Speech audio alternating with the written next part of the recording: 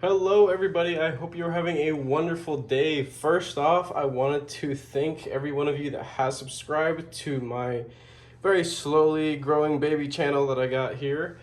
I just hit just a hair over 100 subscribers. Thank you all. As you guys know, I make content for fun because I love this industry and everything that goes into it. I love the people, the community, and even from the manufacturer side, I love the creativity that comes, that they're willing to work with custom designers and be able to bring things to the general public who can't afford some customs. I personally don't have any customs in my collection, but a couple things are collaboration pieces that are OEM'd by pretty good quality manufacturing companies. I want to make a little video for newbies who are interested in getting into the hobby overall and just want to see how some real common opening and clothing methods are operated. So I'm just going to go through pretty much my entire collection. I have 31 pieces, and I guess we could start with the most unique ones that are in my collection. First, I wanted to start with most basic, a fixed blade. There is no action, there is no moving parts. That's it. That's how you open a fixed blade. Here's a Kydex sheath, goes in there, clicks in there, and that is it. So this is the Manly Druger, I believe it is called. I think this knife is actually discontinued. I purchased it from OCD for EDC. I believe that's his channel name. Go check him out. Amazing content, amazing products, and I just dropped that knife. Thankfully, it was closed. Another amazing opening and closing method would be the Demco Knives AD20.5. This lock back here is called a shark lock, and how you operate it is by holding the knife like this. With your index finger, you decompress a spring within the handle, and it allows the blade to be moved out. It's a very easy to operate knife. It has thumb studs, and you can even reverse flick it with your middle finger. It has these large holes that, in my opinion, are a little too far down, but can still be operated quite easily. This method of locking is, I believe, in my opinion, one of the most fidget friendly, but also keeping safety in mind, because your fingers do not have to cross the path of the collapsing blade as it's being disengaged. This thing is freaking sweet. That is the only blade in my collection that has that specific lock. Another one, very old school, is a Opinel knife. It has a nail nick, and this actually has a locking collar. So this thing is really stiff. The action is basically non-existent. It's just friction fit between, the wood and the pin, and that's it. And you twist the collar to fully lock the blade. And then to disengage, you roll that over, twist that over, and you collapse the blade using either one hand, or I think a little bit safer would be two hands, and then to lock it, and that's it. Another very common old school locking method would be a back lock knife. This is a Spyderco Native 5, I believe, and there's no bearings, there's no ball bearings, it's just there, within these two scales. You can see that there's nothing fancy going on in there. This knife is extremely easy to maintain and disassemble with just a couple screws, and it is still relatively smooth when you press down, and this knife is still very easy to operate, very safe in my opinion. If you hold down here, press with your thumb, the way this knife is designed is that no matter, like if you're holding it a little bit further up, the finger choil area will hit you versus the live edge. So that's great. And then you can fully close it. You can also flick it out with your thumb, And if you have a buff ass middle finger like I do, you can flick it out rather easily. Of course, lefty friendly. Here's that. Going into the next category of my collection with the smallest examples will be access lock or bar sliding lock styled knives. This is also keeping safety in mind.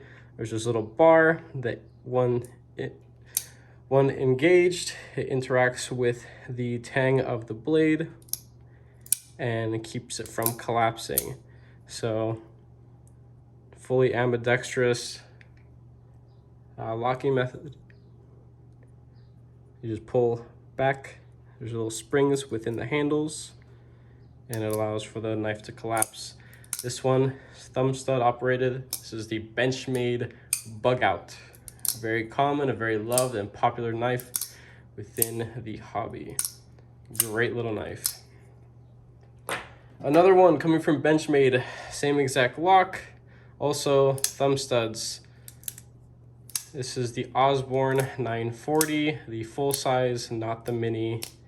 I will most likely end up getting a mini one day because I love this knife a lot. And I think a mini would be pretty sweet, as I do prefer smaller knives just cause. This is a budget version. This is the Sativian, Sativian 124. Sativian has about 3 models in total with the same bar access lock method of opening and closing. Of course, keeping safety in mind, the blade could be open and closed with your fingers out of the way. So also thumb studs, reverse flick it with your buff ass middle finger, and ambidextrous and lefty friendly.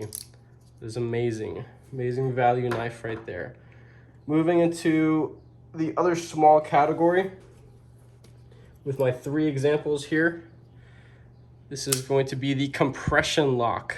So it is what you will see later on, a similar version to what a liner lock is, but it is reversed. It has been reverse engineered in a way, I don't know if I'm using that term properly here, but I'm sure you guys can understand what I mean. That's it right there. So it's this little steel liner that interacts with the tang of the blade. When you decompress it by pinching together, it moves out from behind the blade and you're able to close it safely. Also keeping safety in mind while operating, easy one-handed operation. And it is lefty friendly for the most part. You just have to dramatically reposition your hand here. But even still, these are love knives for sure within the hobby. Again, this is the Para 3, it's all blacked out from Spyderco. Great, amazing knife. This is a lightweight version of the Para 3, also an amazing option. Very smooth, just like the original, just significantly lighter weight as the name would entail. Same exact locking method. Compress it and the blade will collapse. Flick it open, middle finger. Oh, sorry, Spidey drop.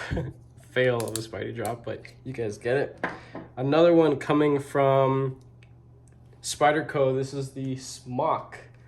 Now, this is essentially the same thing as the compression lock, just produced in a slightly different manner. There is a hole that was milled through the handle scale, through the steel liners, and a pin attached to it. So it is a hybrid of so it looks like a button lock knife. You know, this is a button, just protrude out of there, but still extremely easy to operate. And there is that liner in there that it is screwed to, that when moved or decompressed in the opposite direction of the other 2 examples of Spyderco that I just showed you guys.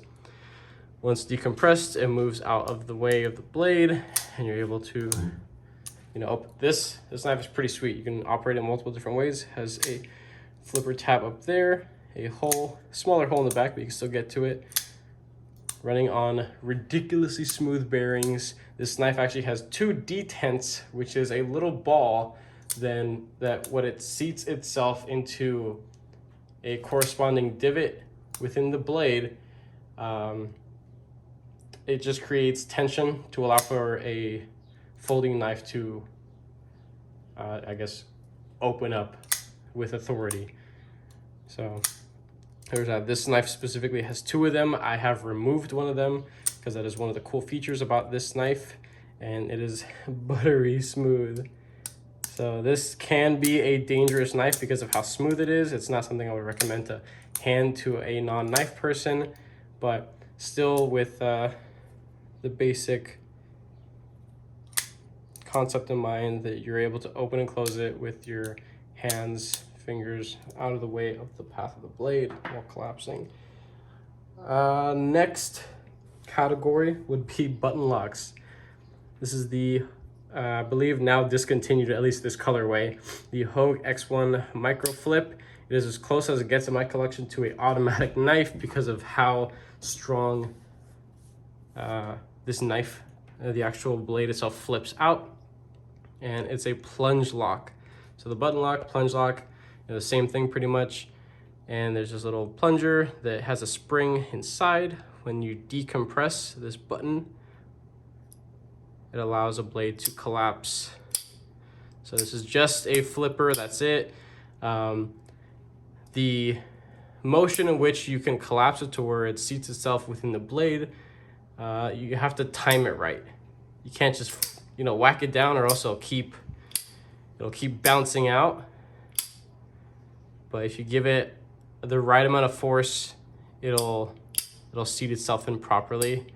I'm failing right now at it, as you can see, but there you go, there's that.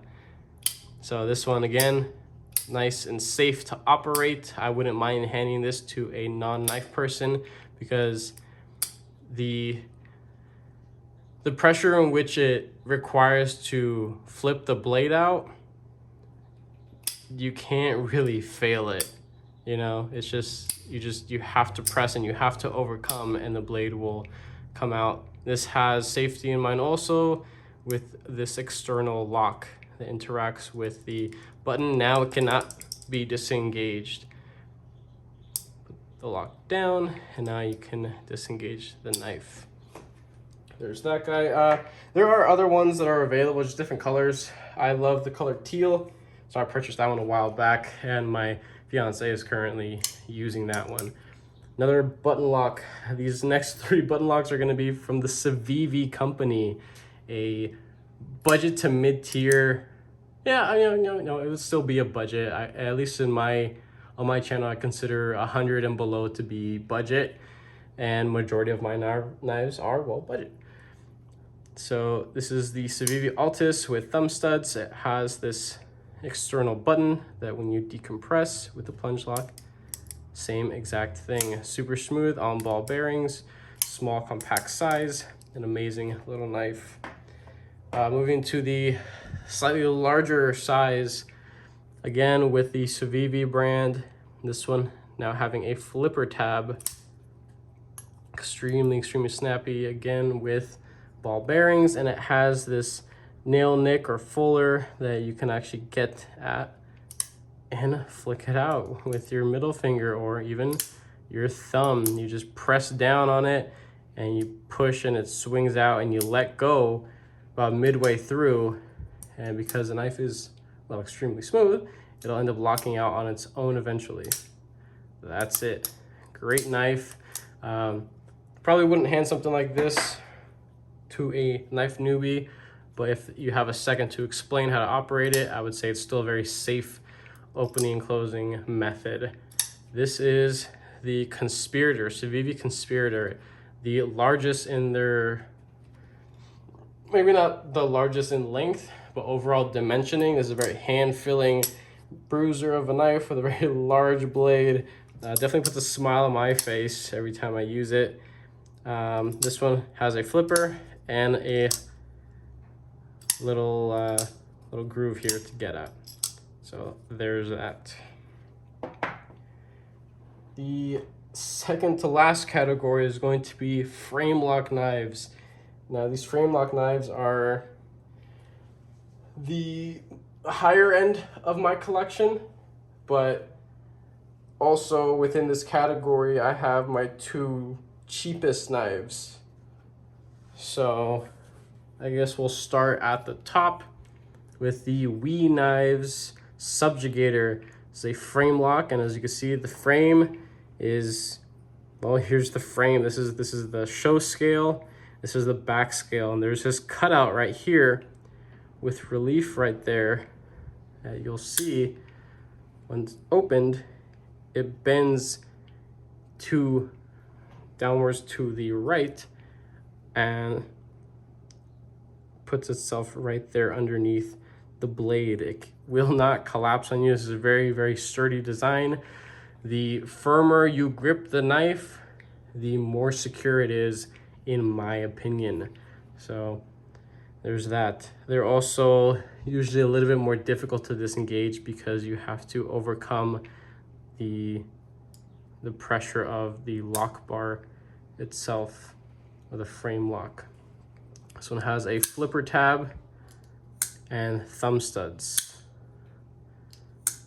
So the one thing to note with frame lock knives is that if you put any kind of pressure, usually on the lock bar, it kind of hinders it from opening smoothly, usually. But there are some knives that they're designed in such a way that they overcome that very common issue with frame lock knives. You can also reverse flick it with your middle finger. It's just a little bit harder, at least for me it is. But there you go, there's that example. Another one is going to be a new purchase that I got maybe like last week. This is the Gapco Knives Nurse. It is also manufactured by Wee. Extremely, extremely smooth. This has a flipper tab, unfortunately with no jimping. But the same exact thing, it's a frame lock. To disengage, you push over and the knife is able to collapse on itself. This one, you do have to get your thumb in the way of the blade, but if you have, if you keep that in mind, you shouldn't get bit by it. Shouldn't. Also has a slot in the blade where you can get your nail in there and flick it out. That is one of my favorite methods of opening a knife. At least with this design, the difficult opening method would be using your thumb, but you can still get at it. You just have to hold it a little bit further down, rest your fingers on the clip to not put any pressure on the frame lock, and that's how you operate this knife.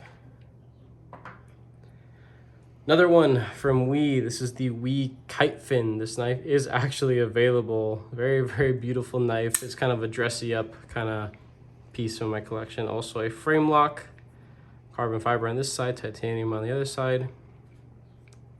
And there's that. This one is a flipper only. Kind of boring that it's just a flipper, but I love the design overall and the quality and fit and finish. I just had to have it. This one is pretty freaking sweet.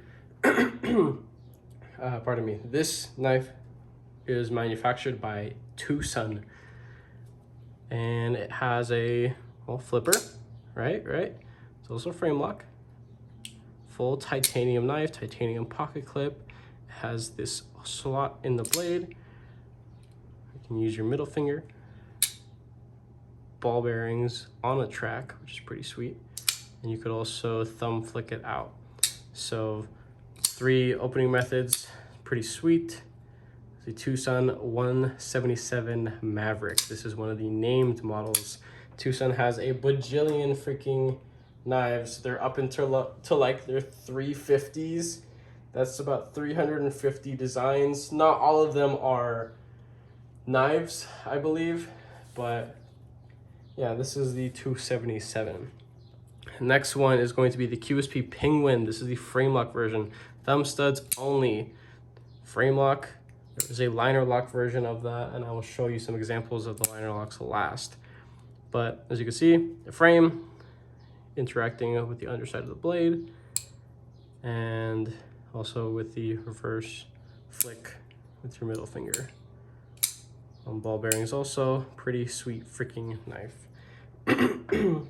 Now the two very cheap in quality and overall fit and finish, but still I guess good enough to hang out in my collection.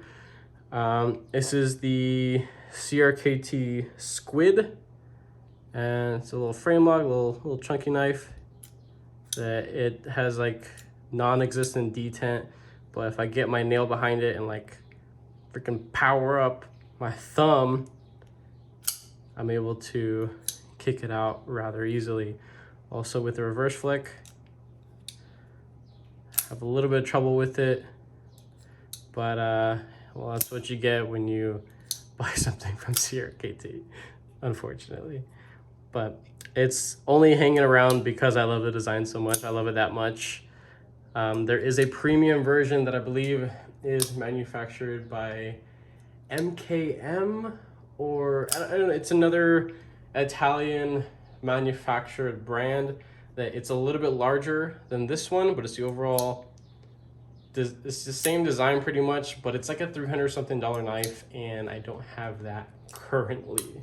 I'd rather spend $300 on something else, but there's that guy right there. Now, last one in this category of frame lock knives is the Kershaw Highball. So this is a full steel frame lock, very tight construction, at least within that frame lock area. It has this little finger channel area that you're able to slow roll it out. It is on ball bearings. You can also flick with your middle finger, and it is very smooth. I'm very surprised even still now, after having my initial unboxing and reactions and my official review already out, this knife at the price point still surprises me of how smooth it actually is. It did take a second to wear in, but it's only sticking around in my collection because it's so smooth, and you are able to get at it with your thumb.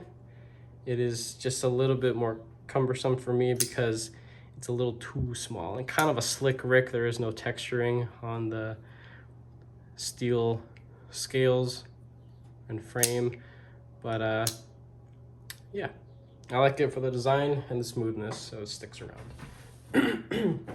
Now, last but not least, in my opinion, the most common category of knives are going to be liner lock knives, the largest portion of my collection. I'm just going to bring over the table mat worth of them right now. Hopefully the mat doesn't distract my camera from actually being able to show off these knives, and I think it will, but put this over here. So this is another Sativian, amazing quality and fit and finish, using budget materials like G10 and D2 blade material, which I'm very much okay with at this price point. This is the 119 model number, ST119. Super freaking smooth, just so easy to operate. As a flipper tab, angled in such a way where you just can't miss it. Plenty of handle to grab onto, and it just flies out. It really does. It has this small groove, but you can still get at it with your middle finger, get your nail in there. That's all it takes. Also with your thumb, and that's it. Amazing knives. I don't know how many times in this video I've said that, but they are truly amazing knives for the price. Another Savivi, a very old Savivi, my first Savivi that my amazing fiance gifted to me maybe like 3 or 4 years ago now. But yeah, this is the Savivi Backlash, a liner lock knife with budget-oriented steel. I believe it's 8CR13 MOV or some crap like that. It gets dull just by looking at it, but it's only in my collection because it was the first knife that my love gifted to me, so it's here to stay forever, unless it grows legs. I don't know.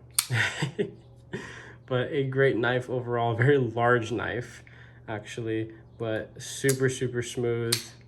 It went up in price significantly since it originally came out. Actually no, sorry, I apologize for that. It went down in price. So this one was like the premium version because it has this carbon fiber, it's a fake carbon fiber sticker overlay basically on the black G10. But it was the more premium version of it. It was like almost 70 bucks at the time, but you can get the same exact knife for like 45 or 50 bucks.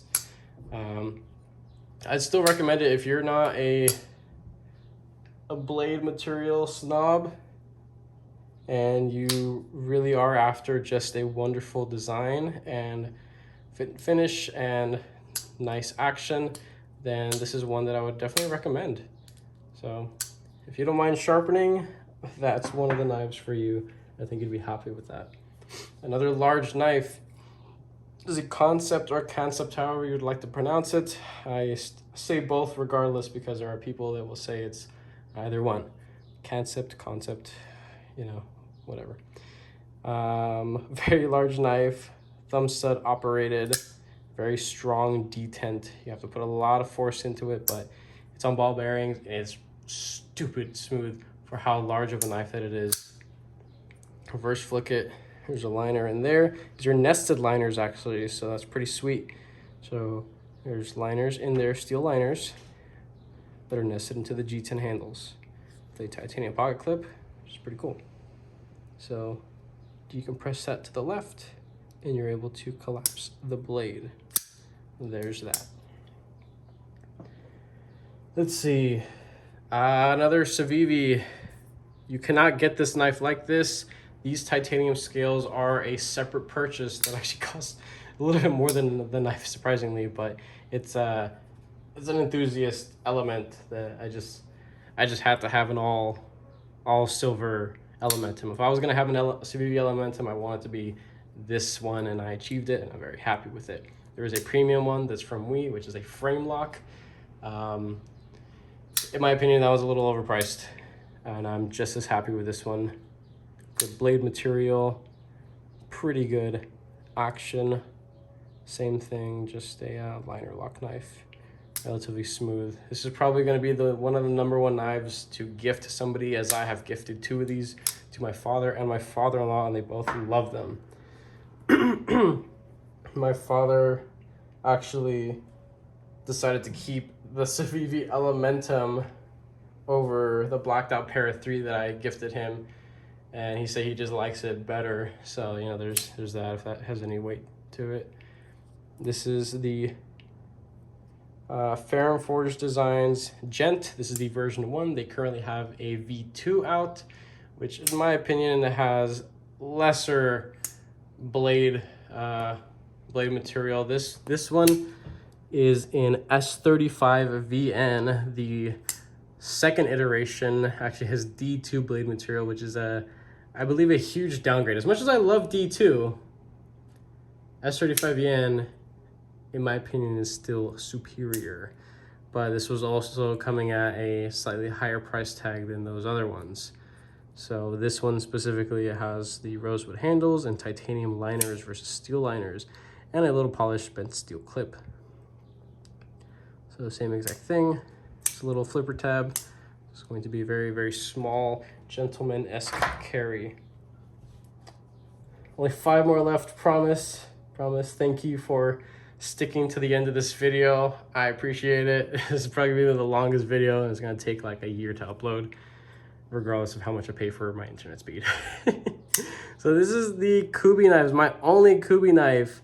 Kooby 122, I believe the model is. This is such a great knife because it reminds me of like a budget Spyderco. When this thing first came out, I picked it up almost immediately because I saw the potential of the overall design and shape, and I just loved it so much. And I was very happy that I did because it actually went up in price, I think by like 20% or so now.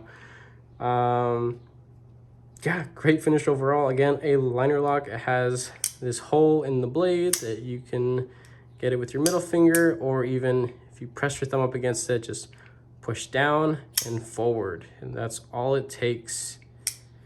there's that guy.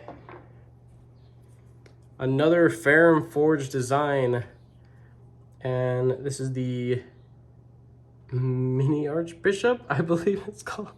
Yeah, I think it's a mini Archbishop. So it's a very, very little, very thin knife. Another liner lock that has a flipper tab with little jimps on it that grip into your finger rather well for only being literally just like 2 or 3 jimps. And also has this hole that you can get at with your middle finger and your thumb pretty easily. Ball bearings, great little knife. I think it's a little overpriced though, now that I've I've had it for longer, past my official review and everything. I think it's a little overpriced for what that one is. Anyway, this one is the Artisan Cutlery Mini Aryan. This is the more budget-oriented one in the AR RPM 9 blade material. You cannot get this color because I custom dyed this one, as I did a couple that I missed to mention. But this one specifically was the double red or coral micarta, and extremely smooth with nested steel liners, ball bearings, and deployment method is a blade slot. That is it. So there's that. 2 more left, promise. This one, the only one in my collection, I think, that has a front flipper. I'm not a huge front flipper fan. It's not that I'm not good at it. It's just, it's not something that I enjoy too often, but it's there. This is the Kizer Knives Feist, designed by Jacob Lundquist? Yeah, it's just Lundquist. I'm not too sure which one of the Lundquists it is, but again, also nested steel liners, liner lock, smooth ball bearing. Wait, yeah, pretty sure it's all ball bearings. But this is also not a knife to hand to a newbie, but at least you know now how to operate. You just put your thumb up against the front of the blade and push over like you're imagining rolling over, but not so much exaggerated, just pushing through, like you're just gonna with your thumb just cut through the top of the blade, and that's the motion. That's it. So there's no other method. That's really it. You can slow roll it by just pushing with your thumb and locking out, but that's kind of weird. Last but not least, the Savivi Knives Baby Banter. This is the tiniest knife in my collection and my favorite small knife because of the fit and finish quality and the action. So you can slow roll it out. Very, very smooth. You can flick it out with your middle finger. It only has 1 steel liner, and that's it. Very, very simple construction, just manufactured so well. It really is. Great knife. This is my longest video ever at, 33.5 minutes. Thank you guys for watching. If you did watch to the end, I love all of you. And again, thank you. Have a wonderful day. I love you all.